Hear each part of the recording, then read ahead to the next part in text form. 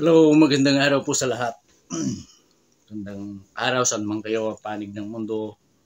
Ito na naman si Tatay Agila. Magandang araw po sa ating lahat.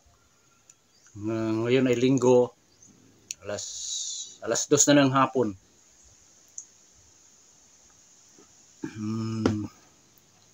Marami akong napapanood, maraming nababasa, mga bad news patungkol sa gagawin ng mga kapatid nating Iglesia ni Cristo. Bukas, ilang oras na lang ngayon. Mula ngayon, ilang oras na lang.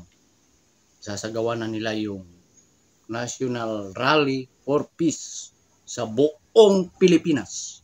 Tingin ko marami sa aking palagay lang maraming humahanga, maraming nagkakaroon ng ano ba yan? Bakit ganyan sila?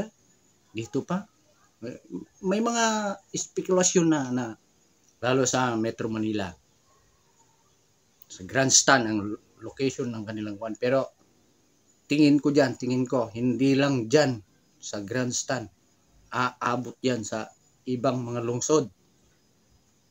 Sigurado yan. Baka makakarating pa sa Malacanang. Yung dami ng tao. Sigurado ako yan.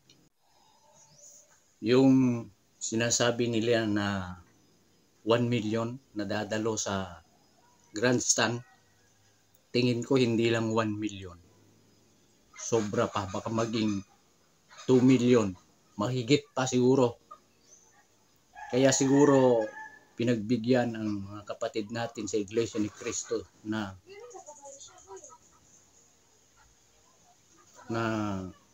ilipat ang venue mula sa Liwasang Bonifacio papuntang Grandstand. Kasi maaring nagsagawa sila, para sa akin lang, maaring may mga local na pamahalaan at yung national, maaring nag-survey kung gaano ba karami ang dadalo. Kasi hindi lang Iglesia ni Cristo ang magrarally. Nag-anyaya pa sila. Pangungunahan lang ng Iglesia ni Cristo. Yung National Rally for Peace. Kaya malamang sa malamang, aabot yan ng baka mag-3 milyon pa yan. Naku po, ay nako, lalong mamamangha ang mga tao niyan. Kasi ang pinagbabatayan ko yung ginawa nila noong 2018 yung Worldwide Walk. Doon din ginanap. Grandstand sa Rojas Boulevard. Mahigit 1 million yun. Mahigit na 1 million. Doon lang yun. Wala pa sa ibang mga lugar. Paano kaya ngayon? 2018 yun. Ngayon, 2025. Ang daming umaanib sa Iglesia ni Cristo. Bawat taon. Sigurado ko yan. Sigurado ako. Kaya may nabasa ako, may napanood akong balita na yung isinampa na impeachment case daw sa Vice President ay parang nag-aatubili na sila. Ewan ko lang kung totoo. Kasi siguro naiisip nila, hindi ito basta-basta na rally. Pang buong Pilipinas at nababalita sa ibang bansa. Sino ang nakagawa niyan? Iglesia ni Cristo lang. Bakit? Yung ibang relihiyon, ang dami namang relihiyon ang daming relihiyon. Bakit hindi sila nagsagawa? Napanood nyo ba yung ibang mga nagsampa ng impeachment case doon sa Vice President? Hindi ba parang pari yata yun o mga madre kung hindi ako nagkakamali?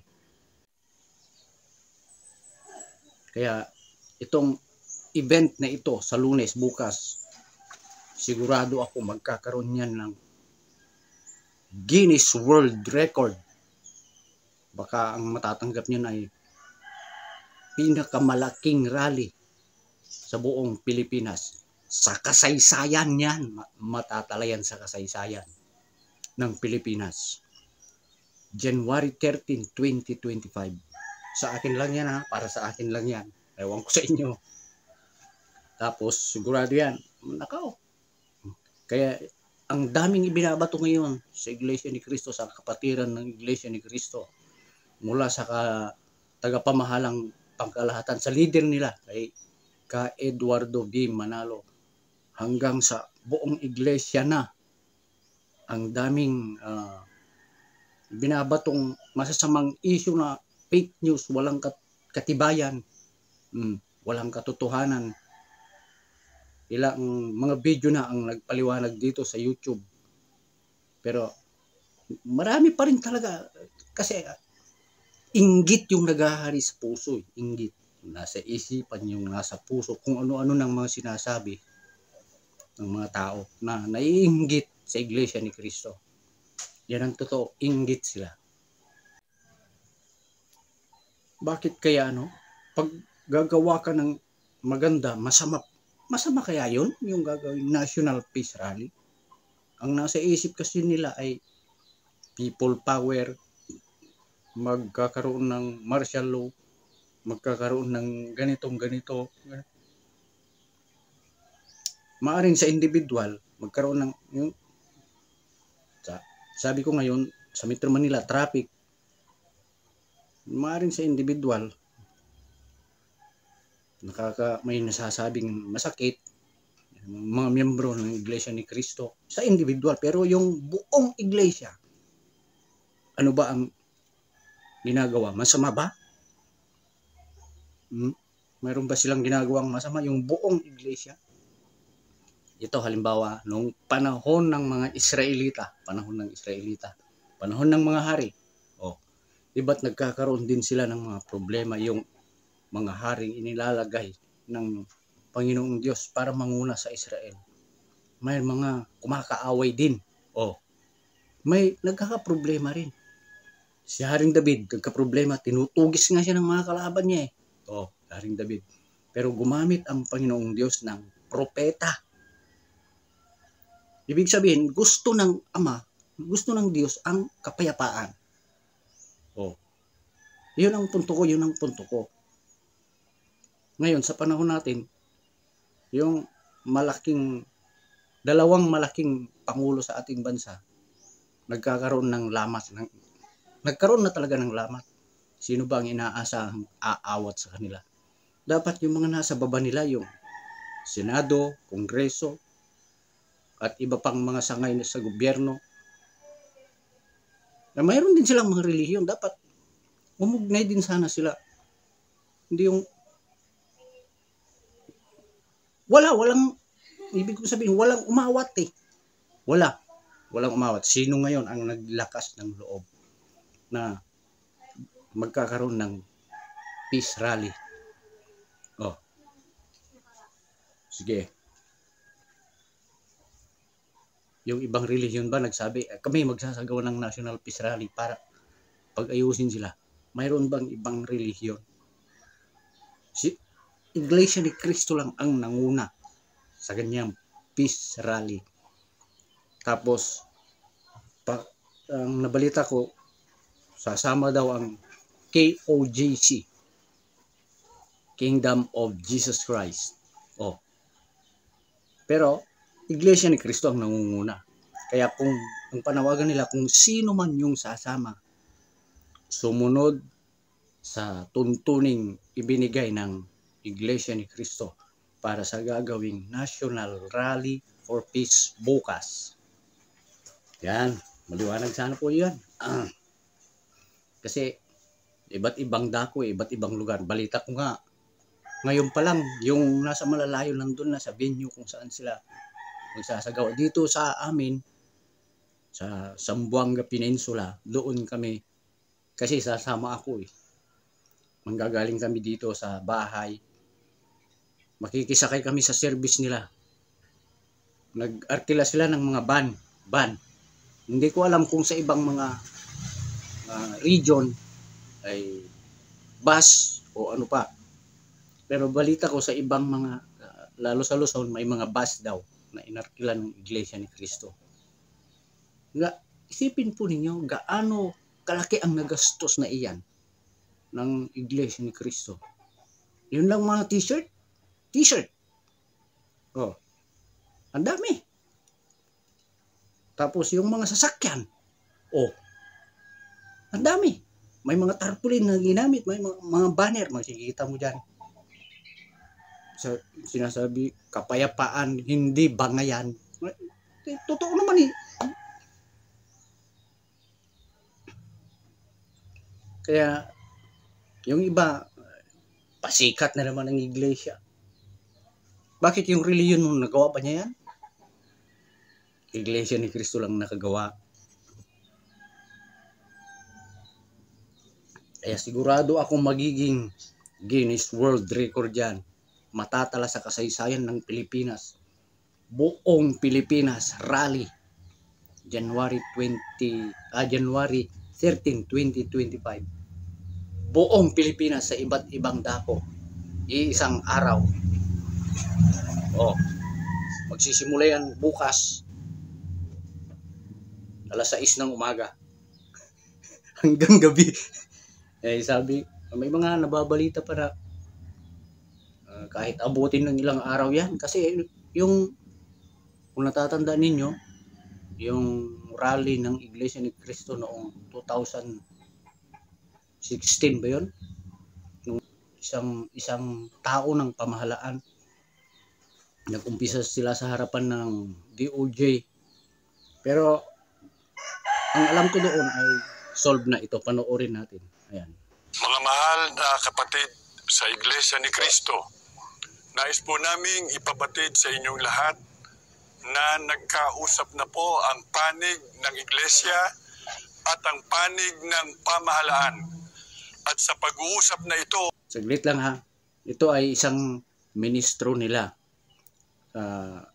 Mga kapatid nating Iglesia ni Cristo, si Ka Bienvenido Santiago. Senior ba yun? Senior ba o junior? Basta siya yun. Tuwid din niyo ako kung mali ako doon. Pero siya yung nagsalita. Noong rally ng Iglesia ni Cristo noong 2016 yata yun. Ito, ituloy natin kung ilang araw. Panuorin ninyo kung ilang araw. Ay nagkapaliwanagan na po ang dalawang panig. Kaya payapa na po ang lahat. Ito pong ating isinagawang mapayapang pagtitipon na sinimulan natin noong Huwebes ng hapon ay natatapos na po ng mapayapa rin ngayon pong Lunes ng umaga. Salamat ng marami sa ating Panginoon Diyos. Sa Kanya ang lahat ng kapurihan. Wow! Wow! Inabot halos ng 5 araw. Sabi niya, nagsimula ng Huwebes, natapos Lunes, Huwebes, Biyernes, Sabado, Linggo, 5 araw. Yung rally na yun. Pero yung pang-5, wala na, peaceful na. Nasolve na. Kaya yung mga kapatid nating Iglesia ni Cristo, sabi nila kahit ilang araw itong abutin, handa kami sumunod sa pamamahala. Handa ka. Sabi nga nila kahit ibuwis daw yung buhay, handa daw. Kinikilabutan ako. Ganon katindi ang pagnanasa ng mga kapatid natin sa loob ng Iglesia ni Cristo. Yung mga kapatid natin sa loob ng Iglesia ni Cristo. Ganon katindi yung pagnanais nila na magkaroon ng kapayapaan.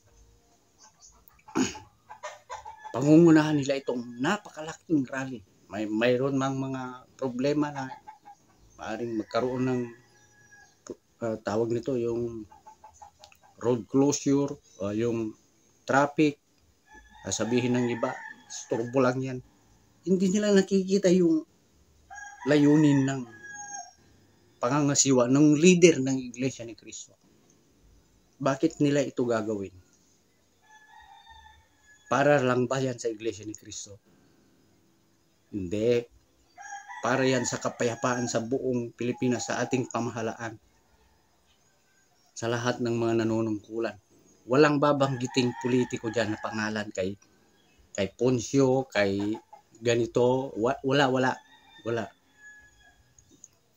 Hindi nila, bawal magsisigaw doon ng kung ano-ano. Katulad ng ginagawa ng mga nagrarally na ibagsak si ganito, palayasin si ganito, impeach si ganyan. Walang ganun. Wala. Hindi po. Tahimik yung gagawing National Rally for Peace bukas sa kapatiran natin sa loob ng Iglesia ni Cristo at yung iba pang mga sasama.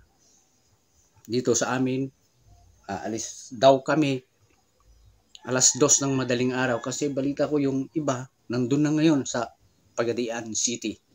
Doon kami, buong Zamboanga Peninsula doon.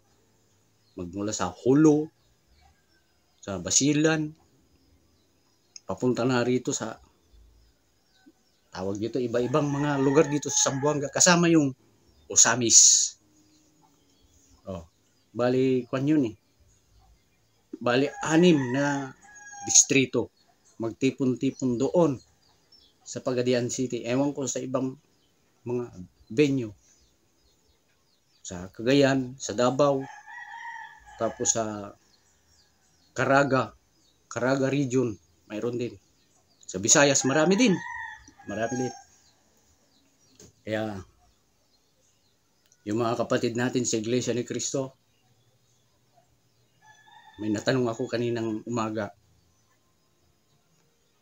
Magluluto na daw sila ng babaunin nila. Ilalagay daw nila sa puso yung dito kasi yung puso yung nakaganyan parang dahon ng nyog na triangle ganyan yata ang forma. Hindi kasi mapapanis yun. Bumili na sila ng 2 tray na itlog. Babaunin. Ganyan ka-prepare ang mga kapatid natin sa loob ng Iglesia ni Cristo para sa gagawin nilang National Rally bukas. Kaya, harinawa, magsama-sama tayo bukas. Hindi lang mga kapatid sa Iglesia ni Cristo. Lahat ng gustong sumama, pero sumunod tayo sa kaayusang ibinaba ng Iglesia ni Cristo sa pangunguna nila. Walang manggugulo. At maraming salamat po at sa mga nagko-comment, nanonood ng aking video. Mga nasa ibang bansa, mag-ingat po kayo. At God bless po sa inyong lahat. Maraming salamat po.